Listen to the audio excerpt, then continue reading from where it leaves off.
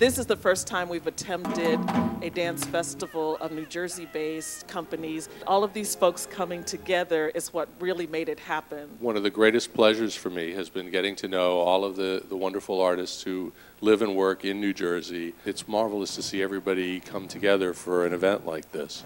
There's so much to offer. And the first thing that you learn when you're studying African dance is about the history, about the earth, about your connection to the people, to the ancestors, and what you are dancing about. That is not just a show, that you're not just doing movement, that everything you're doing has a specific reason. We all come together because of our love and our passion for African dance and culture and music and drumming.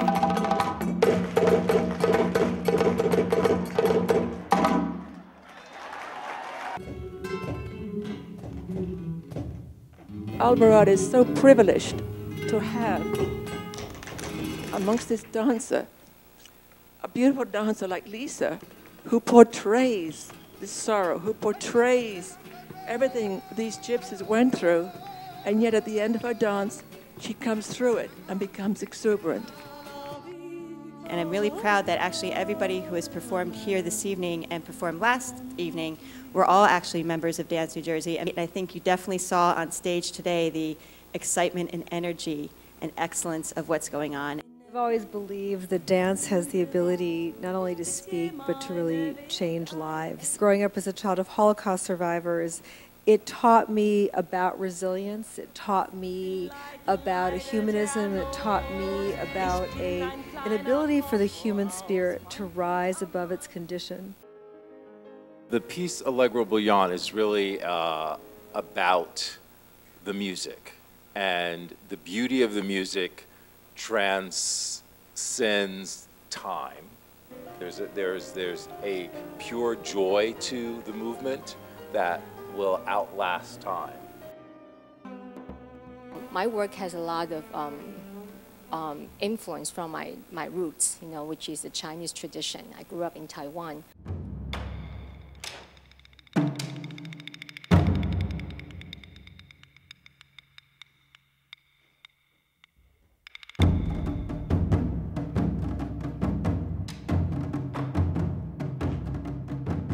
It doesn't matter if you come from the same culture. I think one way or the other, you'll connect to the dance on through different way and different level. So we actually choreographed the whole dance in silence after the rap music was gone, and then put that piece of music together, and the piece of music was exactly the same length as the dance, exactly the same length. And that always freaks me out. I just think, oh yes, thank you. The choreographic gods are being kind to me.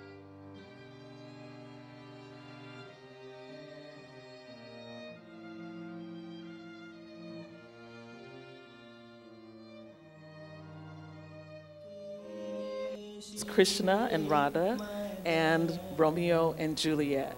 Since these love stories have been done in dance and music and theater, how hard is it to take on work that is iconic?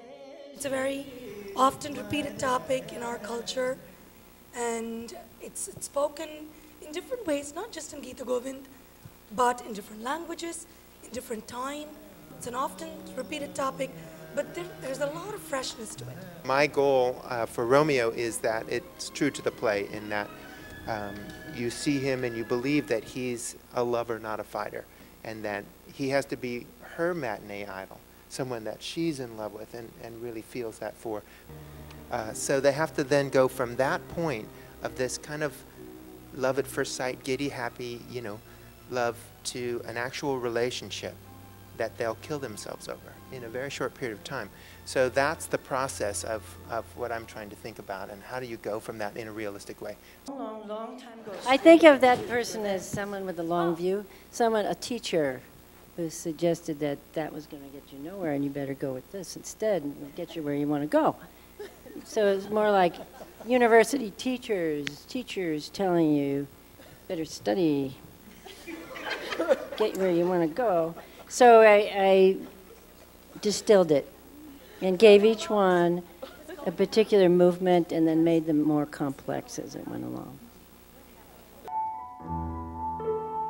It was interesting making it because just remembering the beginning stages of a relationship where everything is clean and fresh, and that first duet is just, even the way it's choreographed is just very simple, you know, and there's a lot of high lifts and it's just all elevated. It was interesting for me to get a chance to perform it. The piece that I choreographed with the music, I picked it because I heard tap on top of it. I kind of heard it like a musician. I heard it like a horn player, sort of like a drummer, sort of like a xylophone or a saxophonist. So I kind of heard it musically first, and I saw the dance after that. And for me, dance is a way of communicating. That's where it started from, and that's what everybody did tonight. Everybody communicated. Dialect we choose as a medium to express our emotions. It all has to do with the choreographer. How valid am I in the dialect that I choose? That's where dance is going.